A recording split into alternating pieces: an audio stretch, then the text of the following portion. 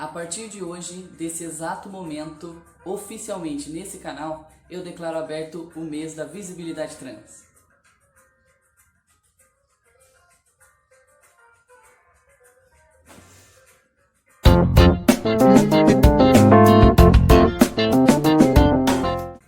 Galera, como eu espero que todos vocês saibam, né, dia 29 de janeiro é comemorado o Dia da Visibilidade Trans.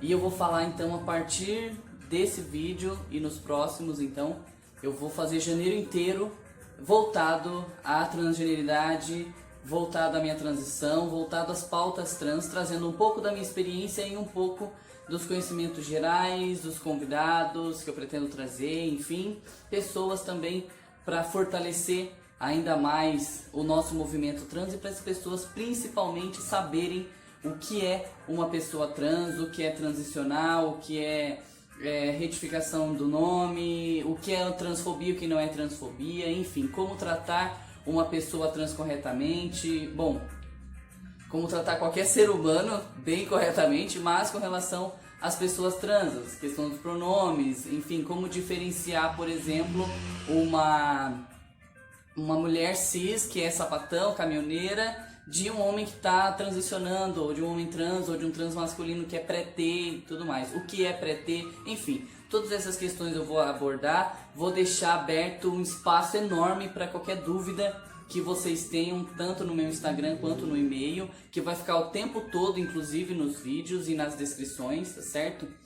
E a primeira coisa que eu queria deixar super clara, a primeira coisa que eu queria falar e expressar, acima de explicar qualquer coisa, né, acima até de eu começar a falar sobre transgeneridade, esqueçam esse assunto de sexo biológico.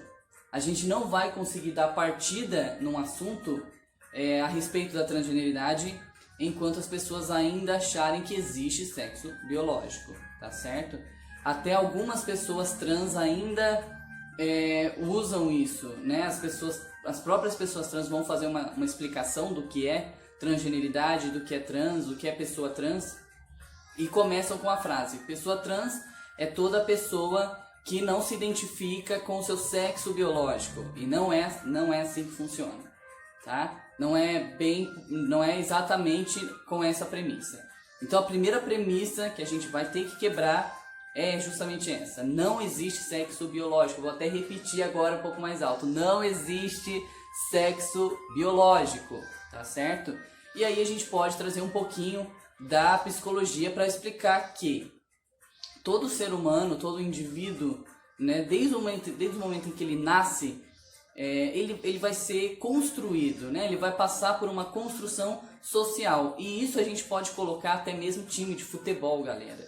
Sabe, o nosso time de futebol é construído pela família, amigos e um ambiente em que aquele indivíduo está inserido. Esse ambiente ele vai variar de diversas maneiras com relação à cultura, à religião, com relação se é uma tribo indígena, se é uma tribo quilombola, né? Se é um estado laico, se é um estado que possui uma religião como o islamismo, se é uma cultura, enfim, qual é o tipo de cultura em que nós estamos inseridos. E aqui na cultura ocidental, infelizmente, nós temos nossos gêneros constituídos com base na genitália, e é por isso que as pessoas insistem em sexo biológico, porque infelizmente a medicina se utiliza aqui no Ocidente, né, lembrando disso, a medicina se utiliza das genitálias para explicar e para definir, para colocar o indivíduo em cada um desses dois nichos que é homem, mulher, masculino e feminino. Então eu volto a dizer, não existe sexo biológico. Nosso conceito, nossa concepção de homem e mulher, ela vai ser definida pelas nossas construções. E aí eu agradeço muito a Simoninha, né? Simone de Beauvoir, ela tem uma frase épica, clássica, que fala que não se nasce mulher, se torna mulher. E é verdade, a gente pode colocar isso em todos os gêneros, em todas as formas de expressões de gênero que a gente possui, porque também a gente não possui apenas homem e mulher, não existe apenas esse binário, essas duas possibilidades, existem várias possibilidades que com o decorrer dos vídeos eu vou trazer. Mas esse vídeo específico vai ser para quebrar essa regra e esse padrão de sexo biológico e essa baboseira de sexo biológico, e que até mesmo algumas pessoas trans ainda se utilizam, até talvez na falta de um aprofundamento acerca disso. Então, o que acontece com o indivíduo a partir do momento em que nós estamos lá dentro de um úterozinho? Já tem-se uma grande expectativa, né, acerca da gente, assim. Na verdade, o ser humano, ele a partir do momento em que ele é um embrião, ele já tem várias expectativas, não só com relação ao nosso gênero masculino e feminino, né? A gente deposita várias expectativas de que talvez essa criança mude o mundo, que talvez essa criança seja engenheira, seja médica, seja psicóloga, seja advogada, seja jogadora de futebol, né? Nós depositamos muitas expectativas, e uma das expectativas é se será homem ou se será mulher, né? Então a gente já pode começar por aí. Não existe sexo biológico, existem expectativas, ok?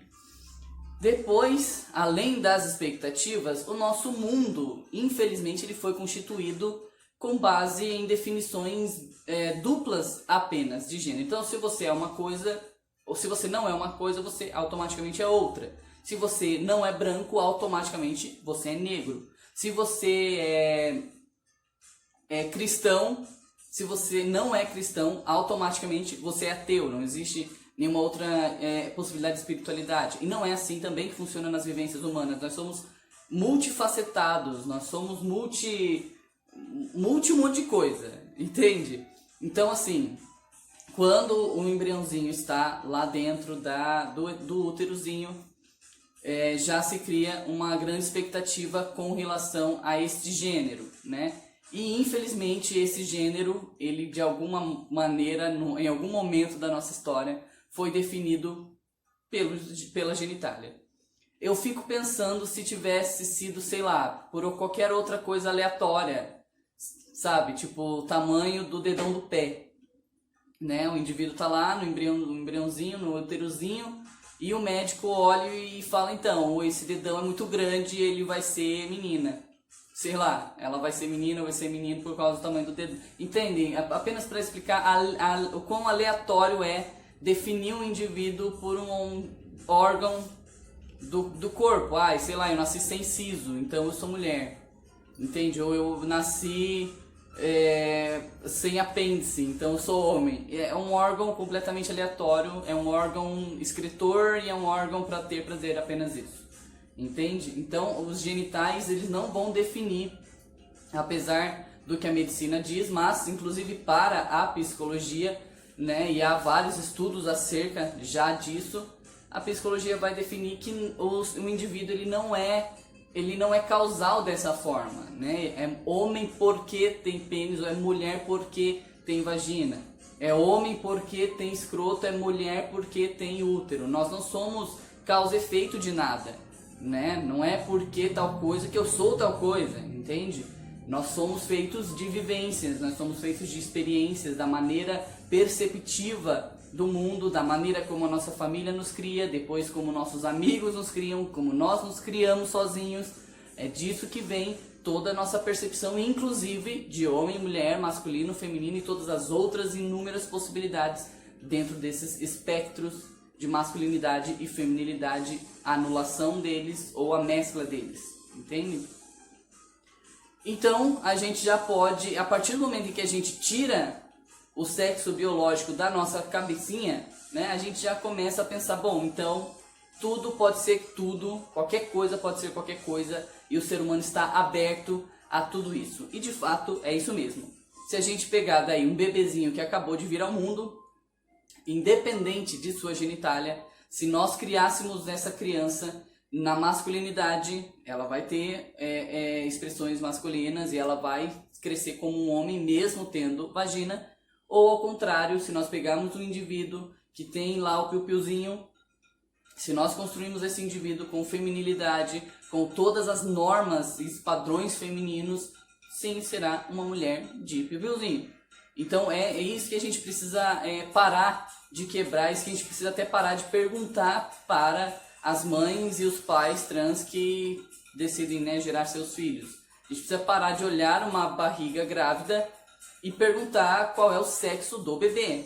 O sexo do bebê é aquilo que nós criarmos neste bebê, galera. Entende?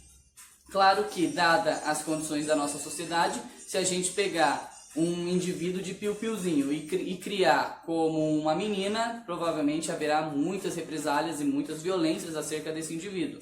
Mas eu estou dizendo isso para que a gente abra mais as possibilidades a todos os seres humanos que estão vindo a partir dessa nossa nova geração, abrir as possibilidades para esses novos indivíduos. Abrir as possibilidades de que esses indivíduos, eles não vão ter absolutamente nada de sexo biológico. E que a gente vai parar de falar inclusive disso. Não, eu não sou um transhomem ou um transmasculino porque eu fui contra o meu sexo biológico. Eu sou um transmasculino ou transhomem porque eu fui contra os padrões de gênero que me impuseram. E é isso que a gente vai começar a utilizar a partir de agora. Pessoas trans são pessoas que vão contra a imposição de gênero que lhe foi atribuída. Fechou? É nóis.